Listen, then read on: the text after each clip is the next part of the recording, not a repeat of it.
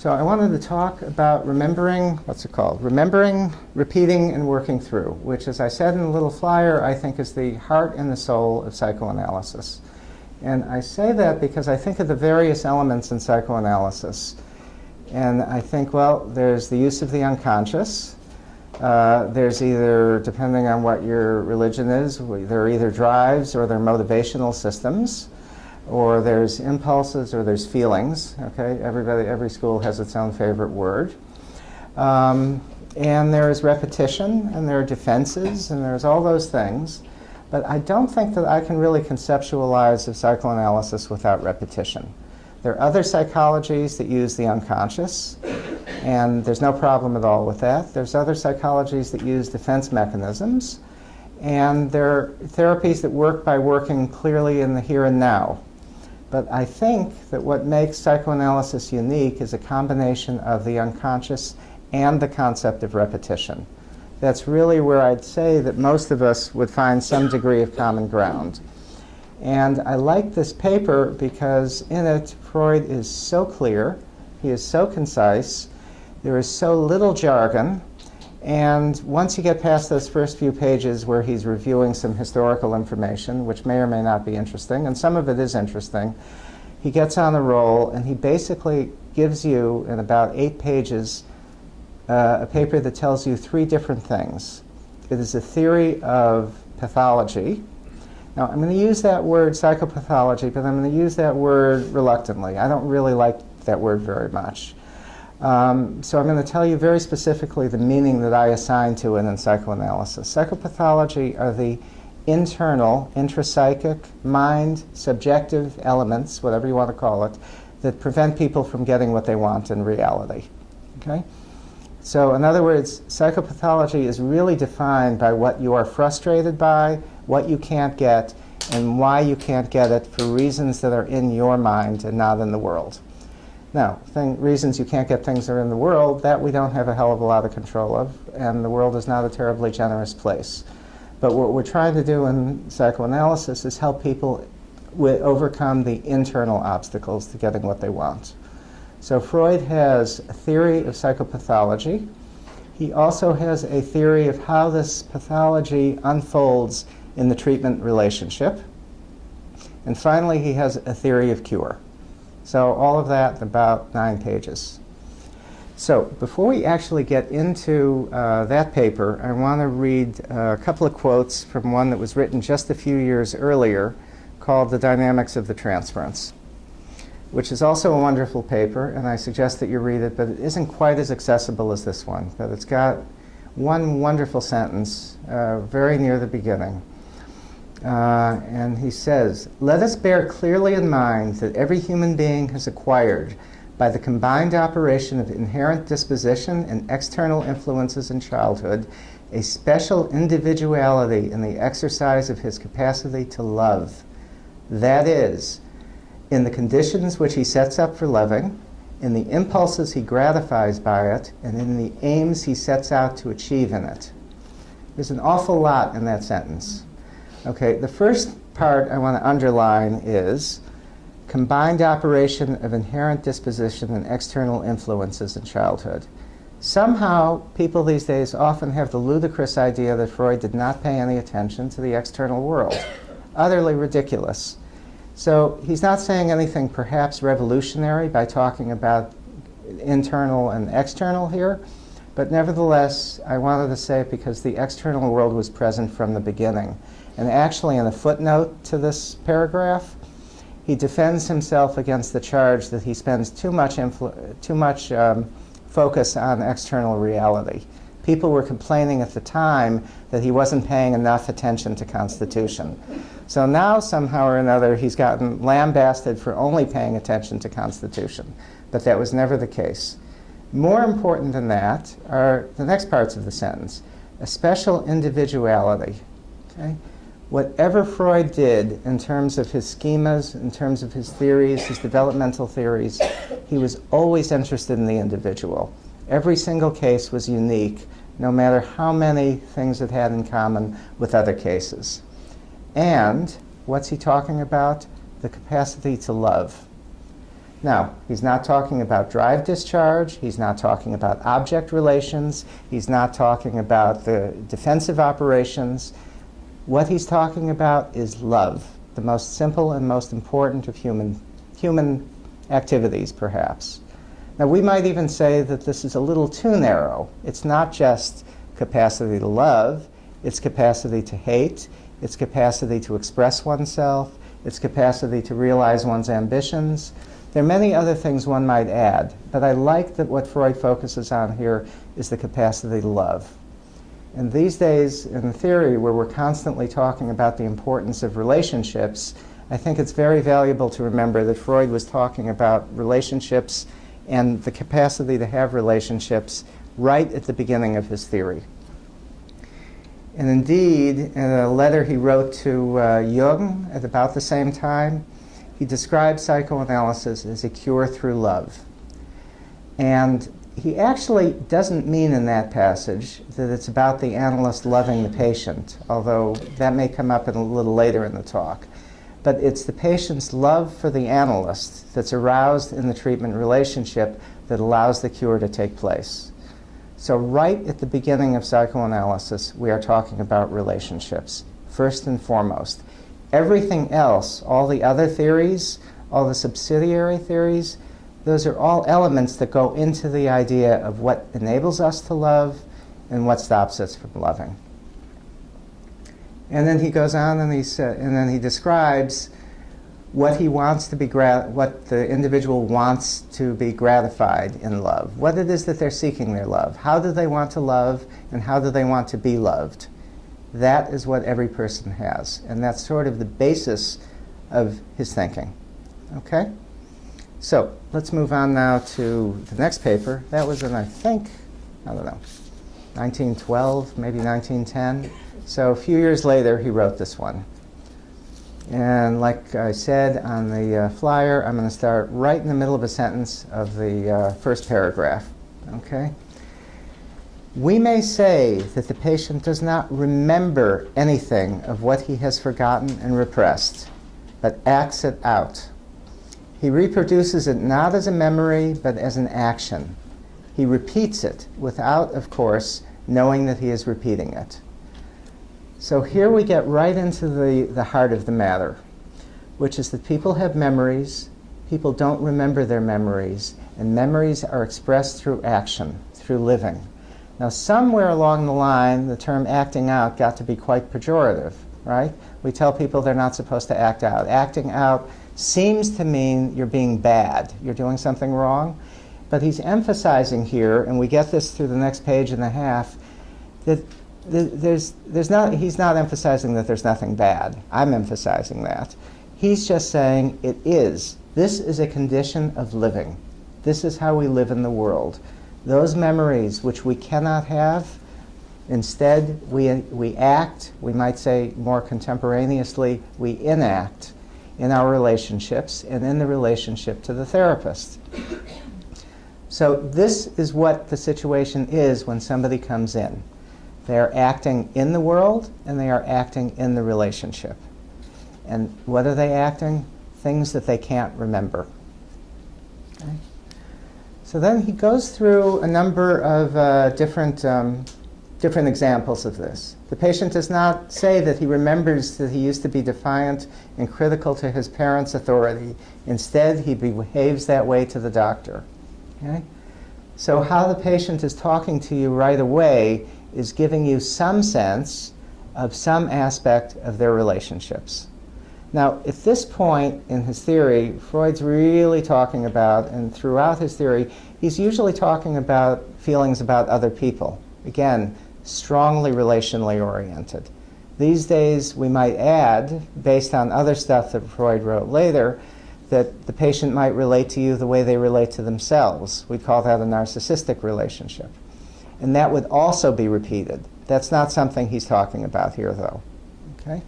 What's another example? He does not remember how he came to a helpless and hopeless deadlock in infantile sexual researches, but he produces a mass of confused dreams and associations, complains he cannot succeed in anything, and asserts that he's fated never to carry through on anything he undertakes. How many times have we heard things like that? We may not agree now that it's because he couldn't figure out sexuality at some point. We may think of many other reasons, many other etiologies for this degree of confusion. But the confusion, again, is a memory. It's a form of communicating an aspect of somebody's experience that they are unable to remember and that they are unable to put into words. Okay? And what's his last one here? He does not remember having been intensely ashamed of certain sexual activities and afraid of being found out, but he makes it clear that he is ashamed of the treatment in which he is now embarked and tries to keep it secret from everybody. Another example of how somebody's normal way of dealing with things, the issues that hold them back in their life are, again, they're not remembered, they are enacted. Let's see. Then he goes on and he says that it starts with a repetition. And there's this bizarre sentence about a repetition of a homosexual attitude. Okay? I didn't track that one down. Do you know, Mara? Do you know? I'll tell you what I think he's talking about, which is just an example of Freud and his culture and some of his bizarre eccentricity. Somehow or another, Freud always had the idea with homosexuality that the person who was homosexual was the one who was receiving. The one who was actually doing the fucking was not homosexual, and the one who was getting fucked was.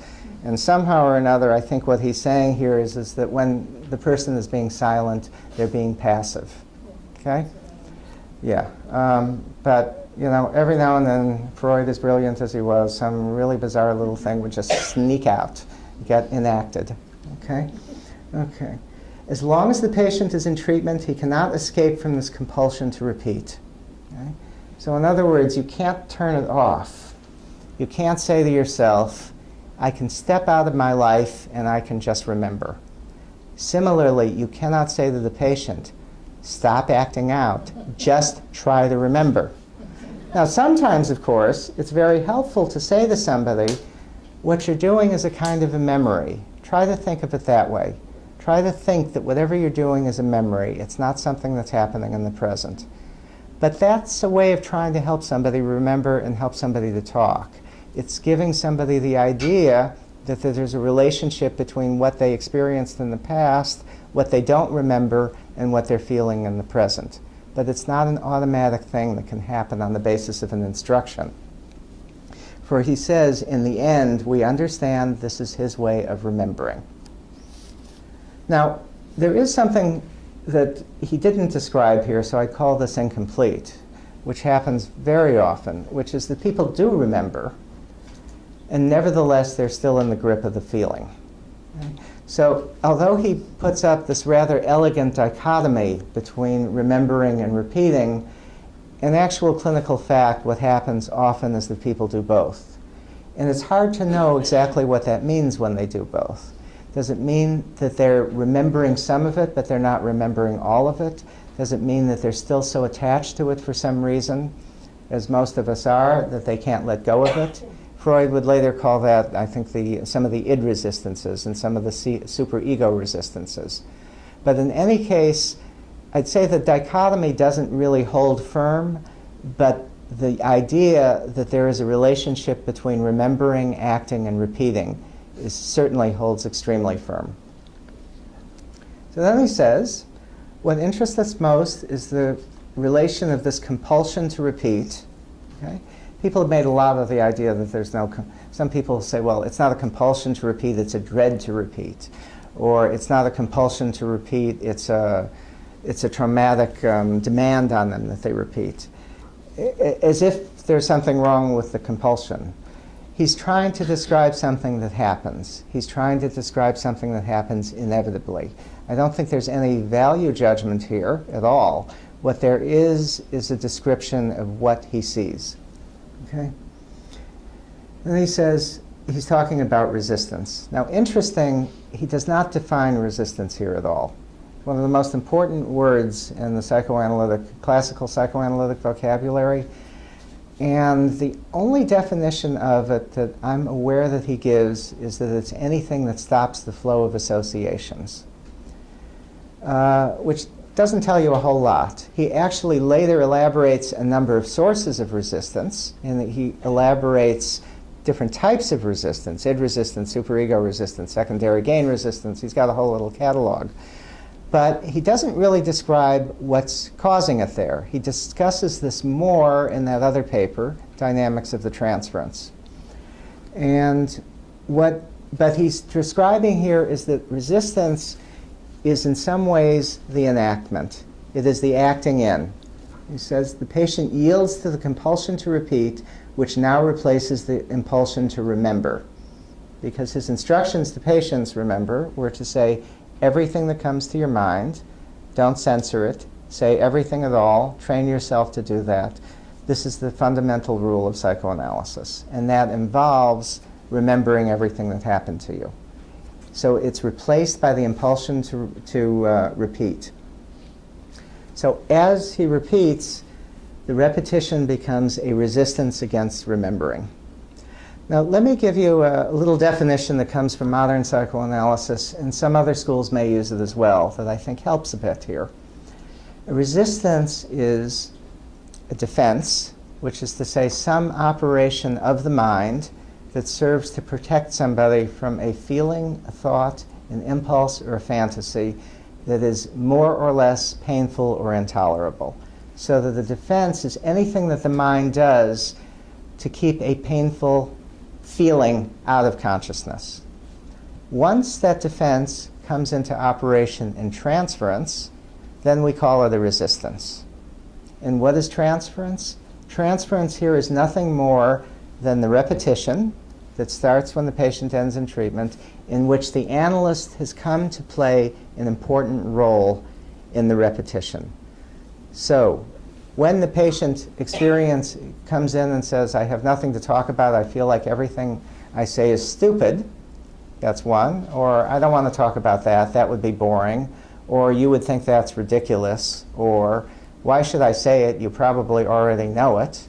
In all of these attitudes and all of these conscious reasons that one doesn't communicate one's feeling, the analyst has become involved as a character within the repetition. Okay? So it's the analyst who might think that what the patient is thinking is stupid. It's the analyst who might be bored by what the patient is saying. It's the analyst who theoretically already knows what the patient says, and why should they have to say anything? So in all of these cases, the analyst is now both the target of some aspect of the repetition, and they're an actor in it. So what has happened? The repetition has become interpersonalized.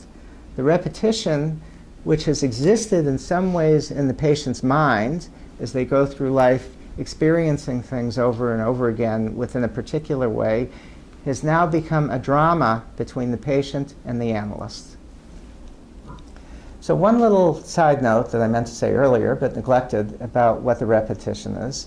When I say that we all believe in that, there's some other terms that are used currently that are more or less equivalent to repetition. One of them is organizing principle. It's a lovely addition to the literature. It adds a particular facet to the concept of repetition because it gives you the idea that within the patient's mind, the repetition is organizing how they feel things, how they perceive things, and how they interact with other people.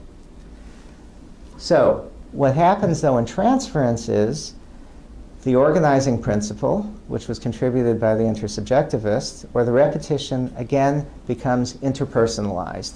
It becomes relational. It becomes intersubjective. All of these are different words to describe that something that the patient was carrying around internally has now become part of a new relationship. What was repeated in the past will now be repeated with the patient, with the analyst, in the analytic relationship. And again, the analysis is a relationship as soon as that happens. Okay. He says the greater the resistance, the more extensive will acting out, parentheses, repetition replace remembering. Then he contrasts that with hypnosis, but we don't have to worry about hypnosis because nobody really does hypnosis like that anymore. But he says, if the patient starts off in a mild state of transference, remember, transference is the repetition interpersonalized. If he starts off in a mild positive state of transference, then the memories will come easily. On the other hand, nothing much important will be remembered, okay? Because as long as there's no resistance, the repetition is relatively quiet. Okay? But if, as the analysis proceeds, the transference becomes hostile, in other words, the analyst is experienced in aggressive light or a persecutory light, or in some ways there's no harmony between the analyst and the patient, or unduly intense. In other words, the love feelings become too strong, or the desire to be with the analyst becomes very strong, and therefore in need of repression, okay, then remembering at once gives way to acting out. So that again, as the transference becomes more intense, there's going to be a stronger and stronger impulse to repeat instead of remember.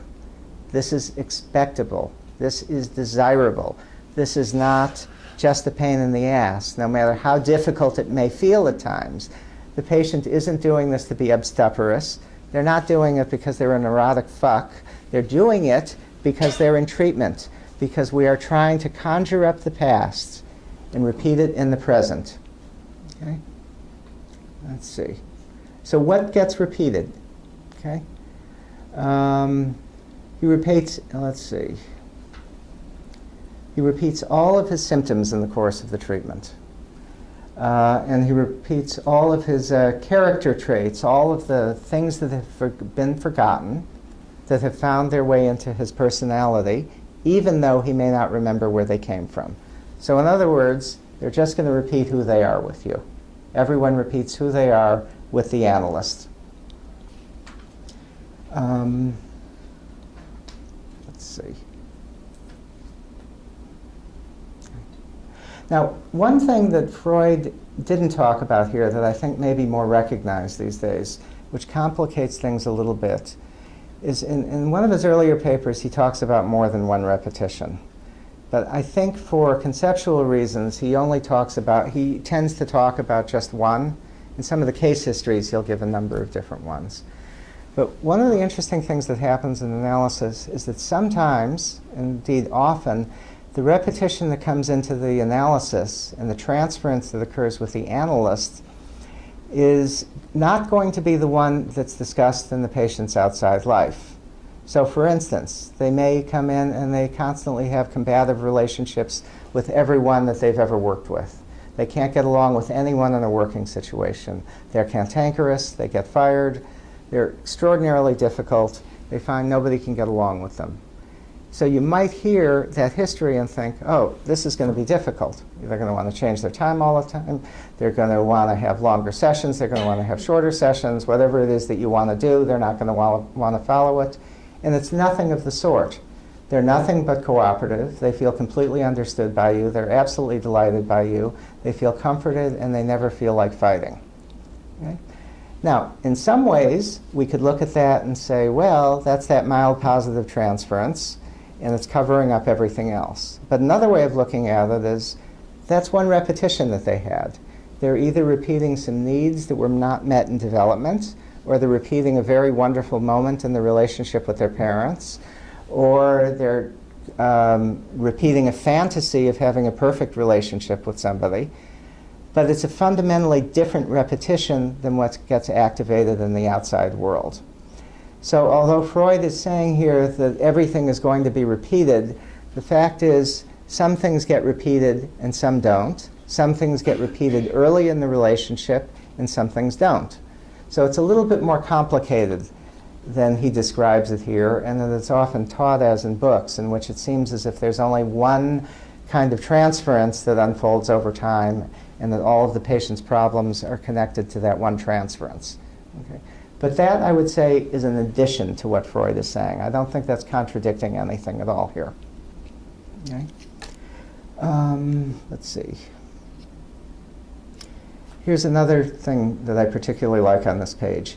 We have only made it clear to ourselves that the patient's state of being ill cannot cease with the beginning of analysis, and that we must treat his illness not as an event from the past, but as a present-day force. Okay. So I said at the beginning that it was a theory of pathology.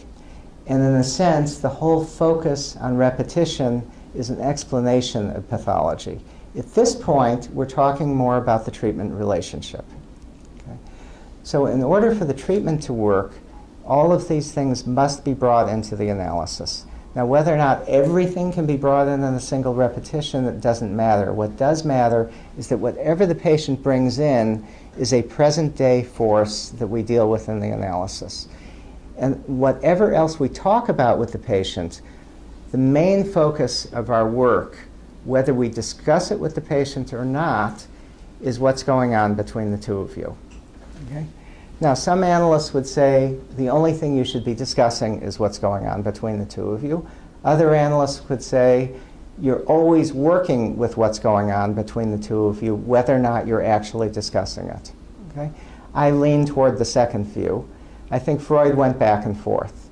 Freud at times seemed to want to only discuss what was going, seemed to think that the most important thing was what was going on between the two, but he would often discuss everything else in the patient's life as well.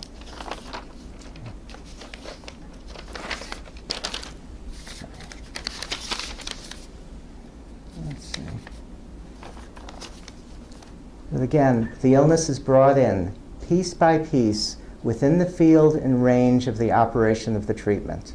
While the patient experiences it as something real and contemporary, we have to do our therapeutic work on it, which consists in a large measure in tracing it back to the past. Okay? So Freud's theory of treatment here is pretty straightforward. Although the patient cannot remember, although the patient repeats, what we want to do is show the patient that what they are experiencing now is a memory.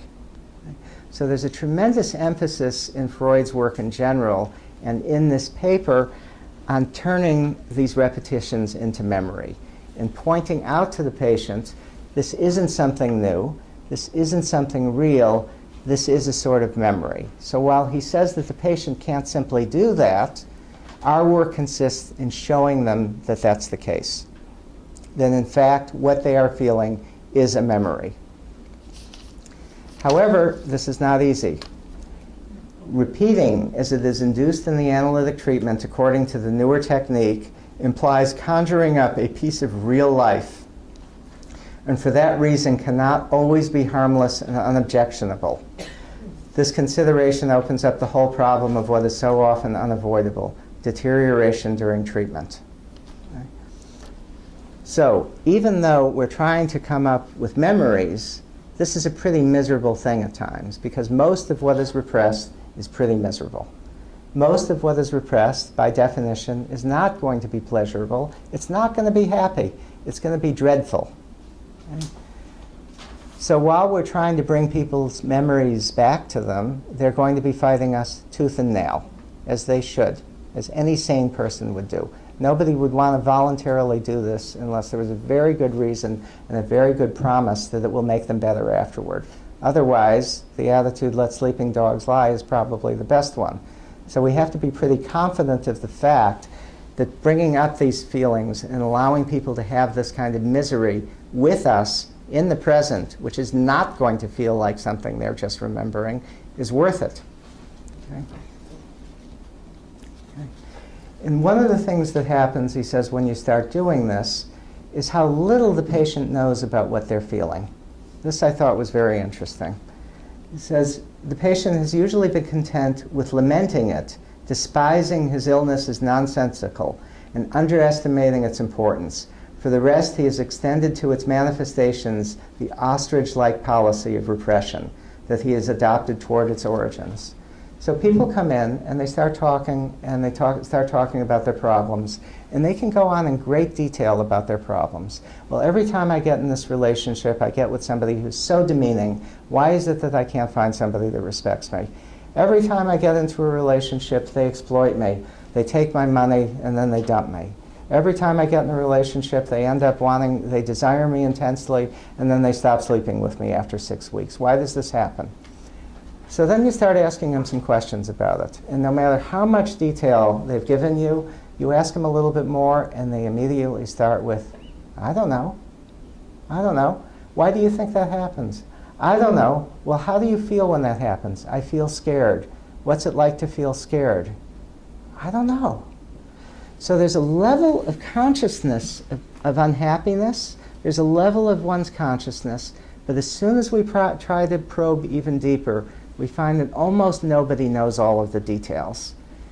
There's always a point at which they're comfortable knowing what they know, and you pry just a little bit deeper, and then it's gone.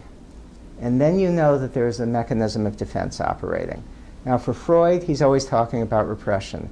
These days people like to say dissociation more. But there are many, many ways that people defend against knowing these things, defend against remembering things. Okay. So Freud then says the treatment is not helped by these attitudes. Well, clearly. At some point, he seems to forget what he said earlier and forgets that this is involuntary. But this next paragraph is absolutely wonderful. He says, he must find the courage to direct his attention to the phenomena of his illness. Or to put it another way, the patient has to find the courage to start attending to what they feel, to start attending to the details of what they feel, to attend to the intensity of what they feel, to attend to the content of what they feel. His illness itself must no longer seem to him contemptible. How many patients come in and say, you know, I do this all the time. It's so stupid. It's just so stupid. Why do I do that over and over again? I say that myself all the time, okay? It's true. But nevertheless, if you want to deal with it, you can't treat it as being contemptible. His illness must no longer seem to him contemptible, but become an enemy worthy of his mettle. Okay? I don't know. Should your illness be your enemy? But then look at the next one. A piece of his personality which has solid ground for its existence. In other words, good reasons for having it. One doesn't fall ill. One doesn't have internal blocks to getting what you want because you're stupid. There are always good reasons for it. There was always an adaptive purpose for it.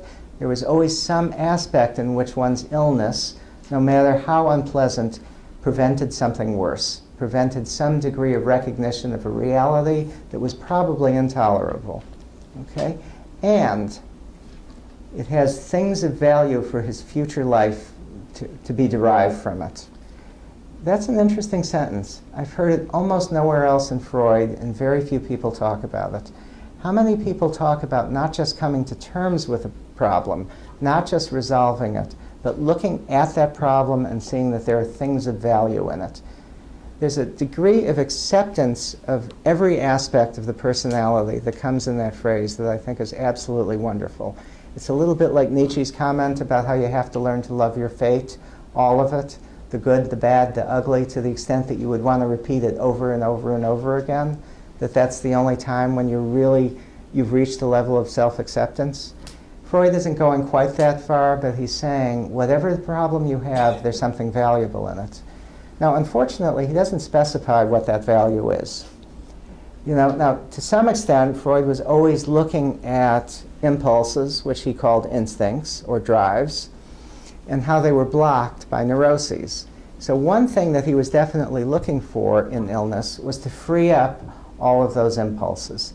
Not all of them so that they could just be gratified in a wanton, rampaging way, but so that you had access to everything that drove you, to your desires, to your passions, to your interests. And that being blocked in that was so much of what Freud thought constituted neurosis and illness. So one thing that one gets from one's illness is the freedom to tap the energy that has been locked away. And we're not talking about neutral battery electric energy here, the way some parodies of drive theory might have it. We're talking about life force. We're talking about the desire to be involved with other people, the desire to love, the desire to work, the desire to realize yourself in the world. So that's why when you're looking at your illness, you're not just peeling it off. You're not just throwing it in the garbage. You're taking what's of value in it and you're reintegrating it into your personality. It reminds me of another line that came from this that was in Melanie Klein, where she's talking about splitting. And as I'm sure many of you know, splitting is a defense in which one piece of your personality is sort of split off from the rest of it. So that if you split off from your aggression, or you split off from your libido, you no longer have that piece accessible to you. It's a completely Freudian idea. But what she says is, the problem with splitting is that every time there's a split, you've cut a piece of yourself away and you no longer have it. You've weakened yourself. That you need every aspect of your personality, you need every aspect of your character, all your love, all your passion, all your interest, all your drive, if you're going to get what you want out of your life. So drives are not just something mechanical that keep you moving. Drives are what makes life meaningful. Now, he's not talking about drives here, but he's talking about all the passion that underlies, that you've cut off by not having access to it. Okay. So, as this happens, what happens? Does the patient say, oh boy, I'm free? By moments, yeah. Sometimes patients get a glimpse of it. They feel a greater freedom once they've actually started talking about the feelings, once they see that they're not going to die from having the feelings, at least occasionally they feel like they're not going to die from having the feelings. There's a growing sense of liberation. And then the feelings get worse. Then the whole struggle that underlay the repetition, the defense against remembering, the defense against experiencing the feelings, starts up again. So what happens? The patient feels worse. I was supervising a case just last week. How often? You don't hear this very often. And the patient says to the analyst, you know what? I was rather limited before I came in, but I felt much better. Now I feel much worse. I'm not sure it's worth it. I'm not sure that I didn't want to go back to the way I was. Okay? Now this patient was actually in a state of very high self-awareness. This is a state where all of the feelings were coming through, and even though she was thinking she wasn't going to continue forward, she understood why, because it hurt more, because there was stuff that she accessed that she couldn't stand before. And then, I pointed out just because nobody's perfect here. He says, young and childish people in particular are inclined to make the necessity imposed by the treatment for paying attention to their illness a welcome excuse for luxuriating in their symptoms. So after all the sophisticated understanding, he comes out with this sort of moralistic bourgeois, grow up and face the world kind of attitude here. It's interesting that he could be so radical in so many ways, and then all of a sudden something completely conventional would come in. I mention this also because he's hinting at what he later called secondary gain. Secondary gain is when somebody has a problem, and I think his classic example was somebody's in the war, they lose a leg, so they can't work anymore, so then they go out and they sell pencils or they beg on the street. And somehow or another he had the idea that they come to like begging on the street more than they would like to work and have money. So they've gotten so much gain from not being able to work and from being able to beg for money instead of working that they prefer that state. I'm not saying that never happens, but it's one of those, it doesn't feel like it's a terribly sophisticated understanding of what happens in trauma and why people become attached to their symptoms. Anyway, what else happens? As you unpack these problems, as the repetition slowly gets loosened, as the struggle between memory and acting gets more and more intense, new things that the patient never had problems with before come up as well.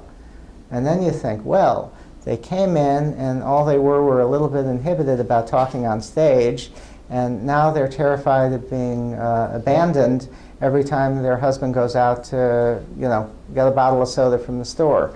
Have I made them worse? Well, you haven't made them worse, but you have made them feel worse, because once you start dismantling, moving around with the psychic structure, you really don't know what's going to happen. Okay? Unfortunately, people are very, very complicated, and you can never tell when you first meet somebody what will be lying beneath the surface. One of the things that makes this job so absolutely wonderful, and one of the things that makes this job so absolutely horrifying, is that you can work with somebody for years and years, and after 8, 9, 10 years, they have the capacity to surprise you in ways that are truly distressing.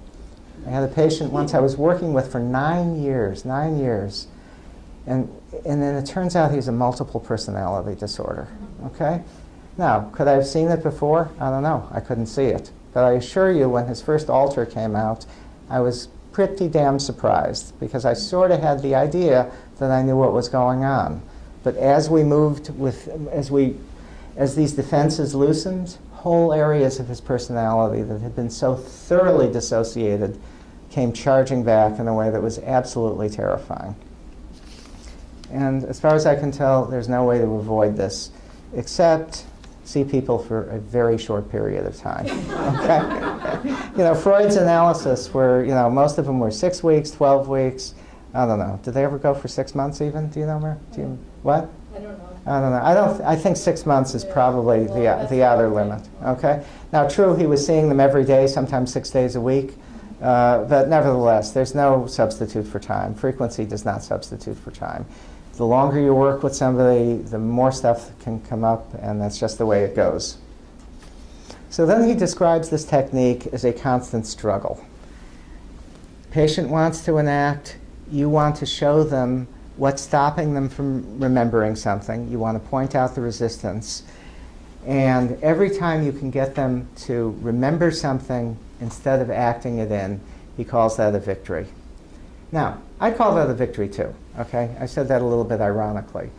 My only problem with it here is that at times it starts getting adversarial.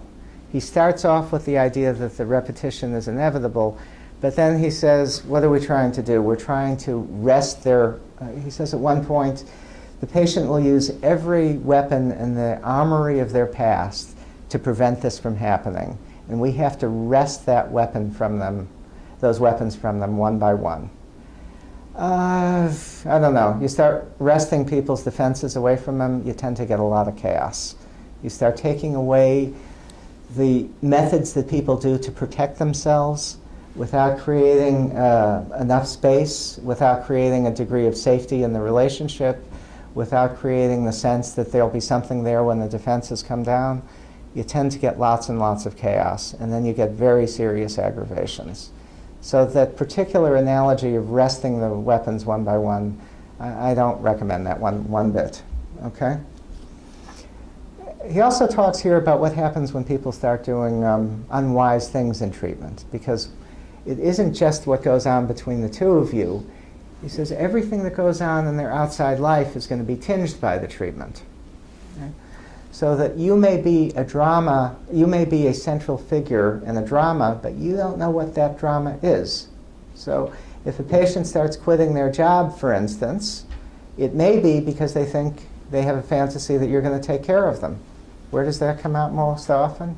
Well, I decided to quit my job. I can't pay anymore. Will you now see me for free? Okay? Or not free. I'll pay you 75 cents, but I can't pay you what I used to pay you.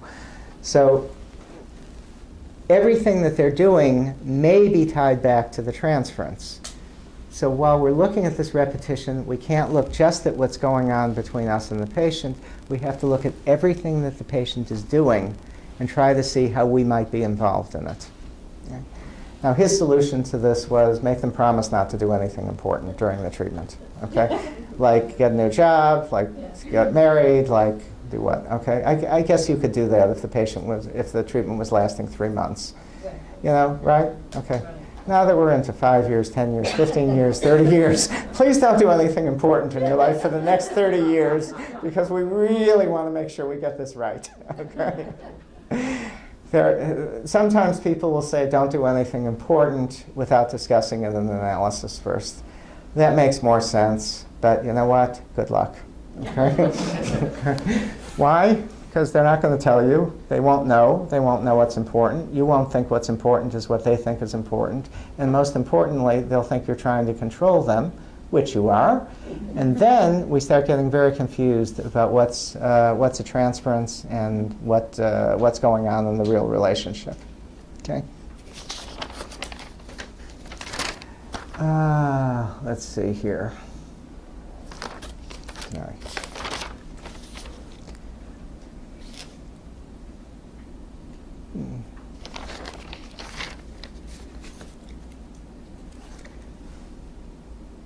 says, the main instrument, however, for curbing the patient's compulsion to repeat and turning it into a motive for remembering is the handling of the transference. Okay? We render the compulsion harmless, indeed useful, by giving it a right to assert itself in a definite field. We admit it into the transference as a playground into which it is allowed to expand. Playground. And again, such a contemporary thought. I've heard so many contemporary theorists say, what we're doing here is we're playing with these ideas. We're playing with the relationship. This should be a sandbox, not a boxing mat, not a boxing ring, not a debating society. So I was really struck to see that he was using that analogy as a playground this early in the treatment. Well-intentioned. I have to say, to both Freud and the contemporary people, yeah, sometimes it's a playground. Most of the time, it's not. Okay? Most of the time, it's anything but a playground, because to the extent that this is a repetition of real painful feelings from the past or real loving feelings from the past, it's anything but play. That doesn't mean that you can't play with the patient. That doesn't mean you can't have wonderful times laughing together. That doesn't mean that there isn't enjoyment. But what's going on is very, very serious. And it's not a rehearsal. It actually is real. He's trying to capture that throughout this whole paragraph. It is a piece of real experience, but one which has been made possible in especially favorable conditions. It is itself of a provisional nature. He's trying to capture, and he was the first one to see, that although it's a repetition, that doesn't make it any less real in the present. And more important than that, the analyst's presence is very real in the present. Okay? The analyst is not just something that is projected upon and then is not involved. If one would say that there was one dimension of the repetition that Freud was either not aware of or left out in this account, it's the fact that as the patient repeats, they also make the analyst a part of the repetition, and the analyst, in emotional resonance through emotional communication, participates in the repetition. So it is not just a memory for the patient, but becomes a real relationship that is being repeated to a greater or lesser degree, in which the analyst is having feelings that correspond very strongly and very precisely to what the patient is repeating. Now again, we can call this the interpersonal dimension, the intersubjective dimension, the emotional communication, objective countertransference dimension. But for that reason, calling it a playground feels like that's nice, but it's not capturing the whole intensity of the whole thing. It is only because it is a real relationship that this actually works. It is only because the analyst is a real figure in the patient's life, albeit shaped by transference, that the analyst has any power to change the repetition. Now there's a sort of a tension in Freud between two different ways of looking at what happens in treatment. One way is the repetition becomes a way of gathering evidence. It's as if it's an experiment. You put the patient in this particular setting, the repetition unfolds, both you and the patient can observe the repetition from a distance and comment upon it. Okay? And in that way, it's almost as if the treatment is a source of information. And sometimes Freud talks as if that's what the case is.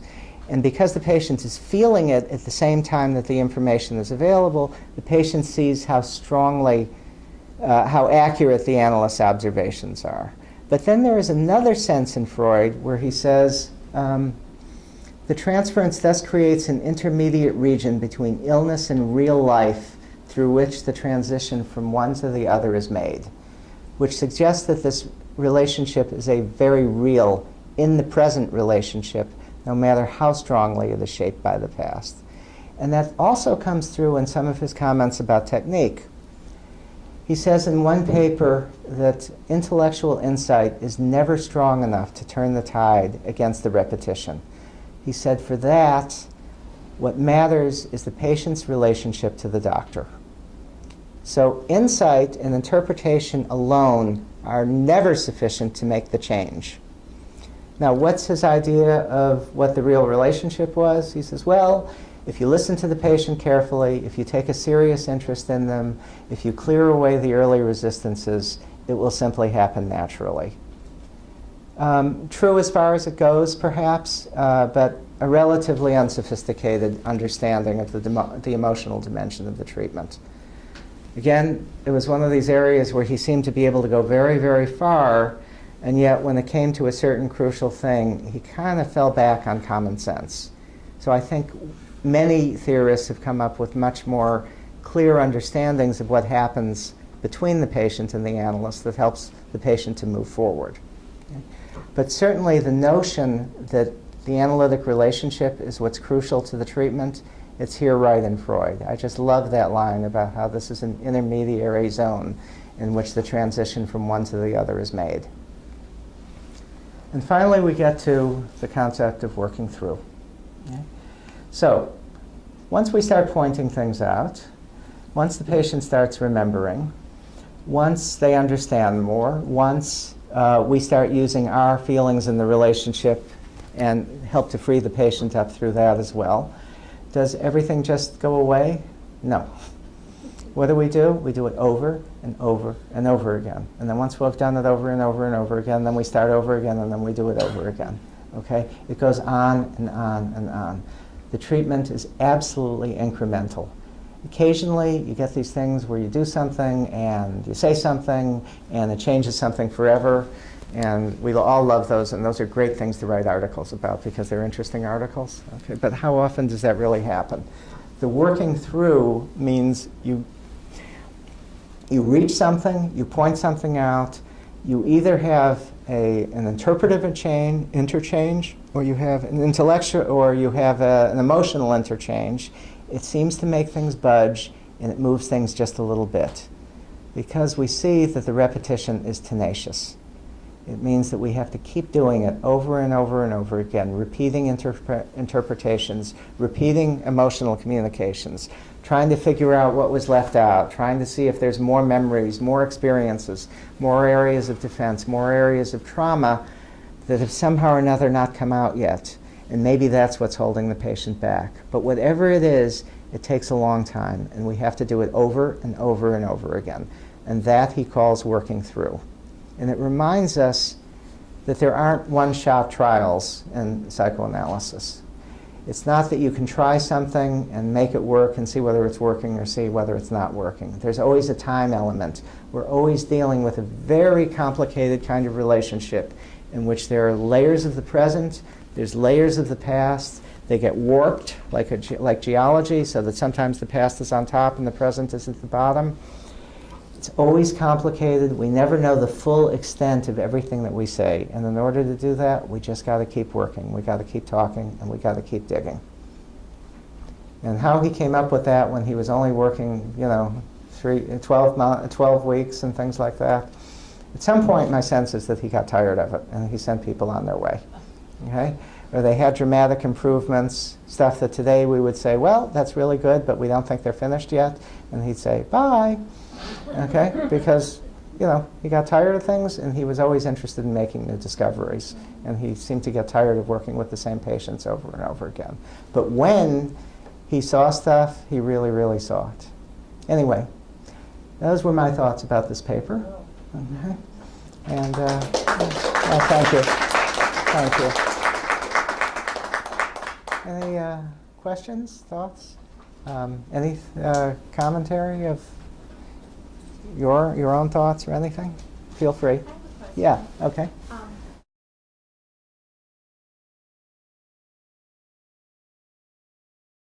Or what developmental period? Well, Freud's work, it's an interesting question. Freud's work focused very strongly on the 3 to 5 range, I would say. He recognized and saw that there were earlier developmental theories, but that things really seemed to happen in the 3 to 5 range around the Oedipal period. Although the big joke about Freud and about Freudian psychoanalysis, even starting in the 30s and the 40s, was, Freudians linked everything to your mother. In fact, Freud linked almost everything to the father. There was much more focus on the relationship of the father and the relationship on father relationships. This was when repression would set in, okay? And repression was sort of Freud's idea of, it was the paradigmatic defense. Paradigmatic defense, the defense that stood for everything else. He recognized other defenses, but he sort of viewed repression as the most important one. However, he was also very clear that there was a whole world that he didn't know anything about. And he called it and it was the world of the mother, and he said that the world of the mother, the maternal transference, lay beneath the world of the father the same way the Minoan civilization lay beneath the classical Greek civilization. And the Minoan civilization he had associated with matriarchy. And he talked about this particularly with one patient, Hilda Doolittle, the great lesbian poet, and who thought the world of him and he thought the world of her. And he said that her problems were related to the earliest possible transference.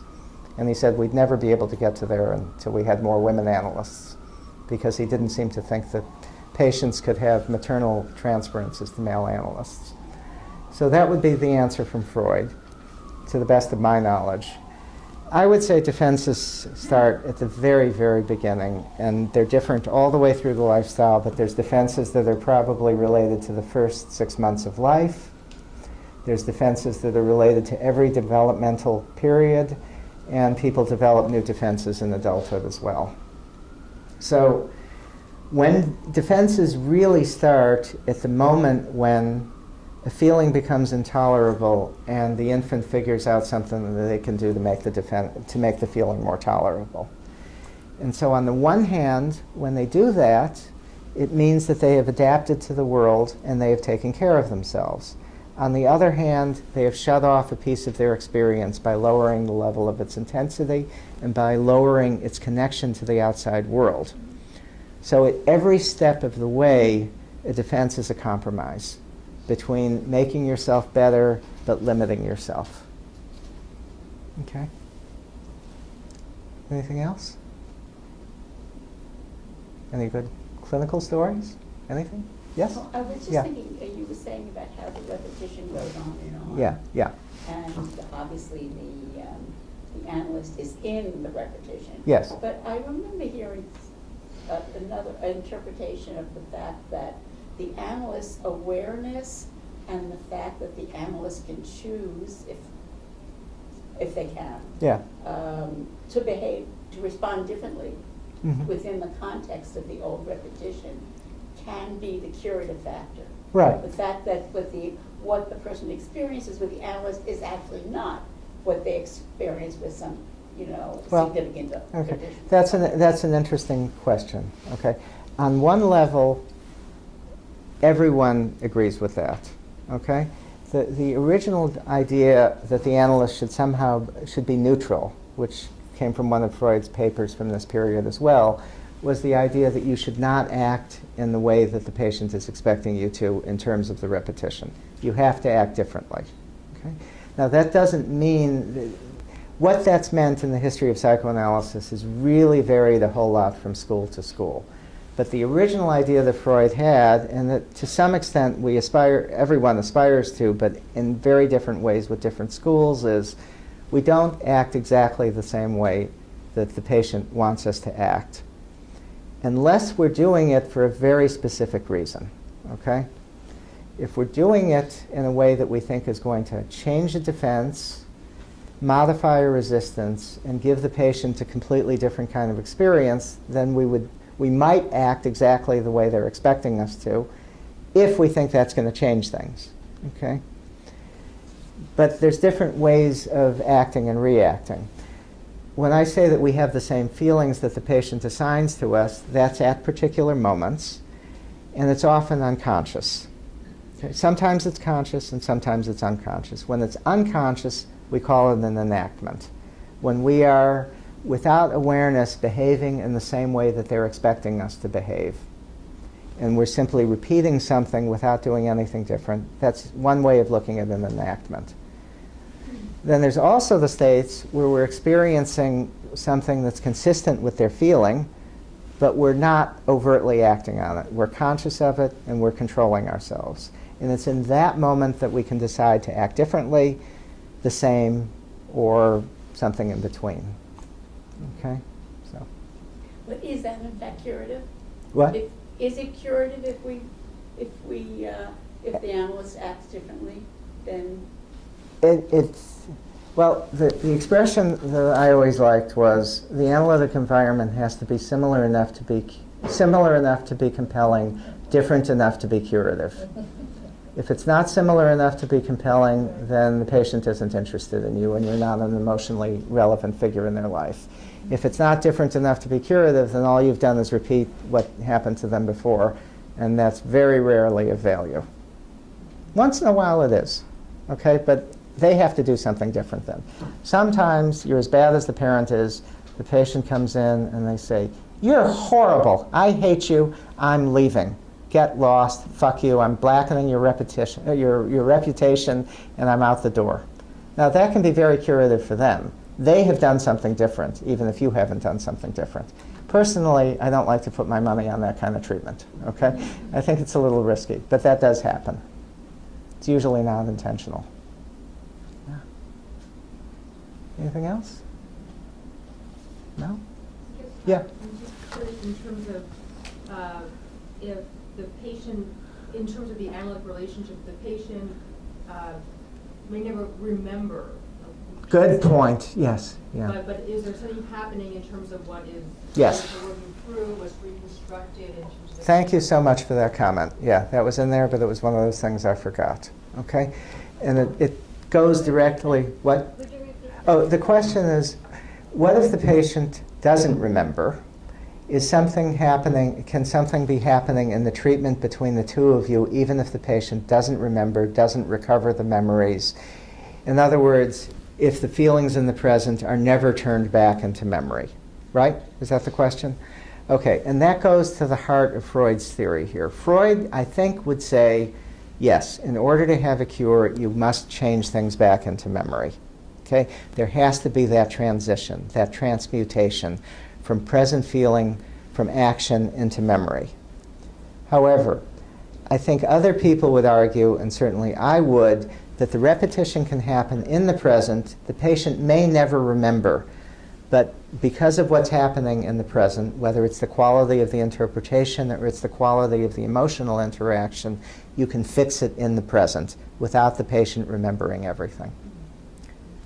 From my point of view, that's absolutely possible, and it happens with many patients. Some patients need the memories, some people don't need the memories.